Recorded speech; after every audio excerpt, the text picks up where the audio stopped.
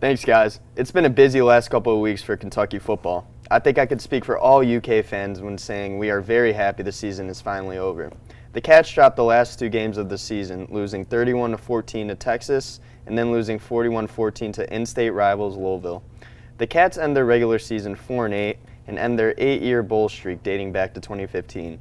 It's safe to say this is one of the most disappointing seasons in the Stoops era, wouldn't you say, Sarah? I think disappointing might be an understatement, Sebastian.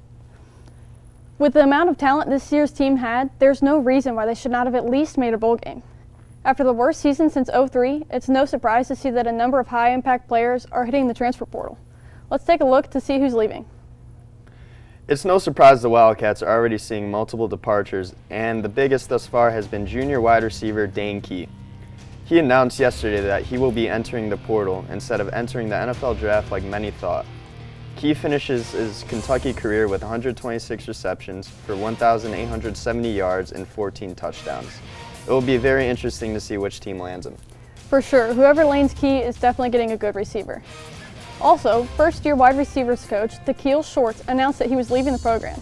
And to add on to that, defensive tackle Keyshawn Silver and offensive tackle Cortland Ford have both announced that they're heading to the portal. This is just beginning, as more players are expected to leave soon. After getting blown out by Louisville to lose its first Governor's Cup in 5 years, head coach Mark Stoops sent a message to fans. And it was not to panic. However, I'm seeing no reason not to be concerned. I agree with you there, Sarah. With the amount of talent that has hit the portal to get out of this dumpster fire, it's really hard to see the light at the end of the tunnel. Let's take a listen and see what Stoops had to say. Yeah, I understand the frustrations completely. And we're not very happy as well. So we'll, I can promise you that we're going to get back to work. We'll get it fixed, and the misery index, goes around. What even is a misery index, Sarah? I'm not really sure, but misery is the perfect description for how this season went. Looking to get things back on track, offensive coordinator Bush Hamdan emphasized what Kentucky needs to find in the portal this offseason.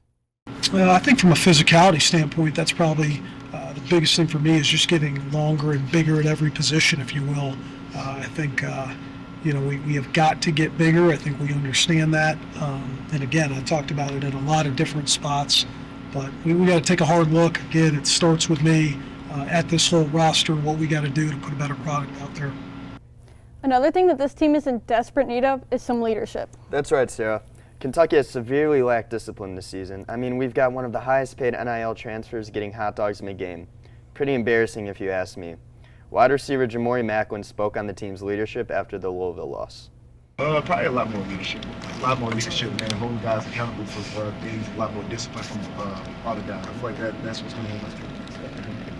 Definitely for me coming in, I'm always been a natural leader at the past two schools I've been in, but it kind of took me some time to grow into that type of role, and tried to lead my receiver group pretty well. So, it's a learning process.